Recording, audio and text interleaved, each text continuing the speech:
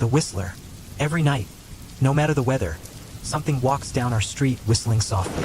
You can only hear it if you're in the living room or the kitchen when it walks by, and it always starts at exactly 3:03 a.m. The sound is faint at first, starting near the Carson place at the end of the lane. We live in the middle of the street, so the whistling passes us before fading away toward the cul-de-sac. When I was younger, my sister and I used to sneak into the kitchen some nights just to listen. Mom and Dad didn't like it we'd catch hell if they found us, but they were never too hard on us.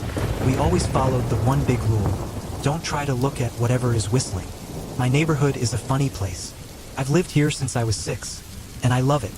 The houses are small but neat, the yards are big enough, and there are lots of kids my age. I turned 13 in October. We grew up playing foursquare in the cul-de-sac and sneaking from back porch to back porch in the summer. It's a good place to grow up. I'm old enough now to see that, and there are only two strange things here: the night whistling and the good luck. The whistling never bothered me much. I couldn't hear it from my room. But Mom and Dad don't like talking about it, so I stopped asking. My dad is a tall, calm man. He has an accent from the islands, where he grew up before moving to the US. The only time he isn't calm is when the whistler comes up. He starts talking faster, his eyes dart around, and he tells us not to think about it. To remember the big rule: don't look outside when the whistler goes past. Not that we could, even if we wanted to. All our windows have thick canvas shutters on the inside. They pull down and lock with little diary-sized latches. Dad locks every shutter before bed and keeps the keys in his room. I don't know what Mom thinks. Sometimes, I've seen her sitting in the living room at 3:03 when it starts. I only know because I used to crack my door open just an inch and peek. She's not there often, but sometimes once or twice a month, I catch her sitting on the red couch just listening. The tune is always the same. It's cheerful. Da-da-da-da-da-dum. Da-da-da-da-da-dum. The second strange thing is the luck. Everyone here is really lucky. Dad doesn't like us talking about it, but it's true. People win contests, get surprise promotions, find rare arrowheads in the yard. The weather is always nice. There's no crime, and everyone's gardens bloom brighter than normal. Mom once called it a million little blessings. The biggest blessing for us was my sister, Nola. She was born very sick, something wrong with her lungs. We couldn't even bring her home at first. She was tiny even compared to other babies. She needed machines to breathe for her. We moved here to be closer to the hospital. Then, not long after, Nola started getting better. The doctors were confused. They chalked it up to their treatment, but even as a kid, I could tell they didn't understand it. But we did. Nola getting better was just one of the blessings we got for living here. That's why we stayed even after we learned that sometimes something bad happens too. But only if you look for the whistler. Our neighborhood has a welcoming committee. They come when someone new moves in casserole, gift basket, and a manila folder in hand. They're friendly. For people came when we moved in 7 years ago. They gave me a Snickers bar and passed baby Nola around like she was made of glass. Then they asked to talk to Mom and Dad alone. I was sent to my room, but I pressed my ear to the door and heard most of it. They told my parents that the neighborhood was unusually nice, hard to explain kind of nice, and then told them about the whistling. It starts every morning at 3:03 and ends at 3:05. It's quiet, harmless, as long as you don't look. This part they really emphasized. They said people who looked for the whistler had their luck change. A black cloud would follow them. Anything that could go wrong would. The envelope had newspaper clippings, car wrecks, fires, suicides, public disasters. Not everyone dies, I heard one of them say, but the life goes out of them. Even if they live, they're never the same. No presents. Mom didn't take it seriously. She thought it was a joke or some weird prank. She even accused them of being racist because of Dad's background. But Dad calmed her down. He said they were sincere, that he'd heard stories like this before, growing up. He believed them. He said, "There are strange things that walk among us. Some of the strange things in our neighborhood were good, some were bad, but most were just different." After the welcoming committee left that first day, my dad went straight to the hardware store. That evening, he installed canvas blinds, latches, and locks on every window in the house. That very night, I crept out of my room at 3 a.m., only to find him already awake, sitting silently on the couch with baby Nola in his arms. He held a finger to his lips but gently patted the cushion beside him. I sat down. We waited. At exactly 3:03, we heard it. Da-da-da-da-da-dum. Da-da-da-da-da-dum. Came and it went, just as our neighbors had said. And that's how it was from then on. Every night, the whistling returned, and every night we didn't look. And in return, we lived our quiet life, surrounded by a million little blessings. Nola got stronger. She no longer needed help to breathe. She became sharp, bright, clever. Dad eventually joined the welcoming committee. New neighbors didn't move in often. Why would anyone leave? But when someone new did arrive, Dad and the committee would bring them casserole, a gift basket, and the manila folder. I could always tell from his face whether they took the warning seriously or if we'd be seeing that house on the market again very soon. One day, a new family moved into the house right next door. The previous owner, Ms. Maddie, had passed away peacefully at 105. Our new neighbors seemed friendly. They believed the committee, followed the rules, and had a young son, Holden, who was 12 a year younger than me. A few weeks later, when his parents had to leave town overnight, Holden came to stay at our house.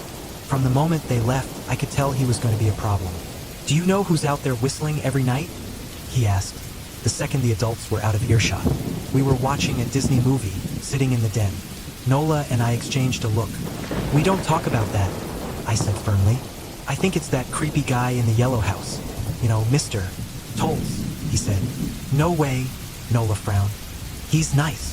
"Then maybe it's a psycho killer," Holden smirked. I repeated, "We don't talk about it. Let's go play Nintendo." We spent the evening like a normal sleepover: games, popcorn, movies, but I could tell Holden was getting antsy. After our parents had gone to bed, Holden walked over to where Nola and I were sitting. "Have you ever tried looking?" he asked. "It's almost time." I glanced at the clock. He was right, nearly 3 a.m. "We don't," I started. "I can't look," he cut me off. "Because my dad locks the blinds and hides the key." "So does ours," Nola said quickly. "No, he doesn't," Holden replied with a smug grin. "You saw him do it," I snapped. "Yeah, he locks them. But the key? He keeps it on his regular keychain." I stiffened. I had noticed that too recently. After so many years, Dad didn't bother hiding the key anymore. He trusted us. Holden continued. "So, while they were getting ready for bed, I went to the bathroom. I might have peeked into their room, and I might have seen his keychain on the nightstand. And I maybe borrowed the key." Nola and I stared at him. "You're lying," I said. He shrugged. "Check for yourself. Just open their door and look." I told them, "Stay here. Don't move." I crept to my parents' door and hesitated. If Holden was lying, Dad would be furious. But if he wasn't, I opened the door an inch too dark to see. I stepped inside, and then I froze. The whistling had started. From inside their room, I could hear it clearly, louder than I'd ever heard it before. It hit me. They must have heard it every night for years. They never told us. I stood there, unsure whether to turn on the light or call out. Then I heard movement from the living room. "Nola!" I yelled and ran back. They were standing near the window. Holden had the key. I saw him unlocking one of the blinds. He laughed. Nola looked scared, unsure. The whistling was right outside our house. I think I screamed. Time felt frozen, like the clock hands were nailed to the face. But somehow I was moving. I've never been athletic, not fast by any means. But in that moment, I crossed the room like it was nothing. My eyes were locked on Nola, but I heard Holden pull the blind all the way down and release it. I heard it snap upward. I heard the whistling right outside the window, but I had Nola in my arms before it lifted all the way. I turned to so her back was to the window and jammed my eyes shut. The blind flew up. The whistling stopped. I felt Nola trembling against my chest. "Don't look, okay?" I told her softly. "Don't turn around." She nodded, face buried in my shoulder. I kept my eyes closed, keeping her turned away. I reached out blindly with my free hand and touched Holden's arm. He was shaking worse than Nola. "Holden," I whispered. Nothing. I reached past him carefully and touched the cold glass of the window. It was freezing, far too cold for the season. The higher I reached, the warmer the glass became, and I felt a gentle, vibrating hum coming through it. I forced myself not to imagine what was on the other side. I groped upward until I found the blind's cord and yanked it closed. Then I opened my eyes. In the pale kitchen light, Holden stood frozen, staring at the window. He looked small and ghostly pale. "Holden," I asked again. He turned toward me and screamed. Everything exploded. Lights came on. Footsteps pounded the hardwood floor. My parents' voices shouted through the chaos. But my eyes were glued to Holden. He had bitten his lip, hard blood ran down his chin, and he'd wet himself. "What happened?" my dad asked from behind. I turned slightly, still holding Nola tight. He looked, I said. I had never seen my dad afraid until that moment. The fear on his face was old, real, and deep. Just Holden? He mouthed. I nodded. He let out a breath, one that sounded like relief and guilt all mixed together. But then he turned to Holden, and his expression changed. Maybe he felt bad for being relieved. Maybe he already knew what came next. Then suddenly a knock at the door. We all froze. Holden whimpered. Don't answer it, my mom said from the hallway. She stepped forward, and I realized she was holding a baseball bat. Subas, my dog. For the first time, I saw that she didn't think it was a joke. She wasn't just humoring my dad. Tonight, we were all believers. The knock came again, louder this time. The door shook. Holden screamed again. Nola squeezed tighter around my neck. Mom rushed to us and wrapped us in her arms. Call the police, she whispered. The knocking stopped. My dad glanced at her. Do you think? He was cut off. Frantic knocking returned, then slowed to a polite tap, tap, tap. Police, said a voice from the other side of the door. The voice sounded like my mom. Exactly like her, but off.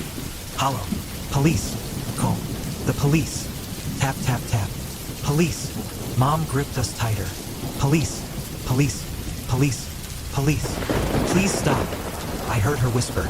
I don't think calling them will help, my dad said quietly. How will we know when it's really them? The door shook again as the knocking resumed, louder than ever. Then it stopped. A beat passed, then we heard knocking from the back door. We turned as one. But then it was at the front again. Back to front to back. Loud, soft, then loud again. Suddenly, both doors shook at once like something massive was hitting them. And then it spread. Taps at the windows, banging on the walls. It was like the house had become a drum, and something was trying to break in from every angle. Or like a turtle with something clawing at its shell. Stop, Holden screamed. Everything went silent. I won't tell, he sobbed. I promise I won't tell anyone what I saw. Just please, go away. Silence.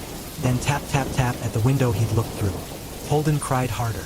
Loud, desperate sobs like someone waiting to be dragged away.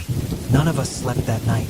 My dad held Holden close, gently brushed his hair, but never lied to him.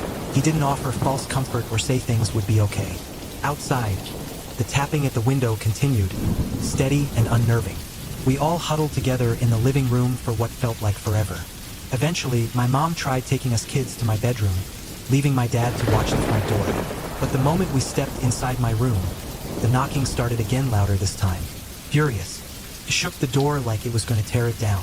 Terrified, we rushed back to the living room. The pounding stopped immediately. Only the soft, rhythmic tap, tap, tap at the window remained. We stayed like that through the night, wide-eyed and silent. The tapping didn't stop until around 7 a.m. just as the first light of dawn began to stretch across the sky. But we waited. 2 more hours passed before my dad dared open the blinds. First, he made sure we were all in my parents' bedroom, door shut tight. I heard him pull the curtain aside. Then the door creaked open. He came back in and said just one thing. It's done. Holden's parents returned around lunchtime.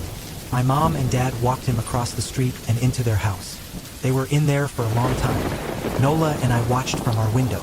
She stayed glued to my side, her small hand clutching mine tightly, refusing to let go. When our parents came back, their faces were pale and grim. They wouldn't tell us what was said. It was a Sunday, so we spent the rest of the day together, ordered pizza, watched movies, tried to be normal, pretended nothing had happened.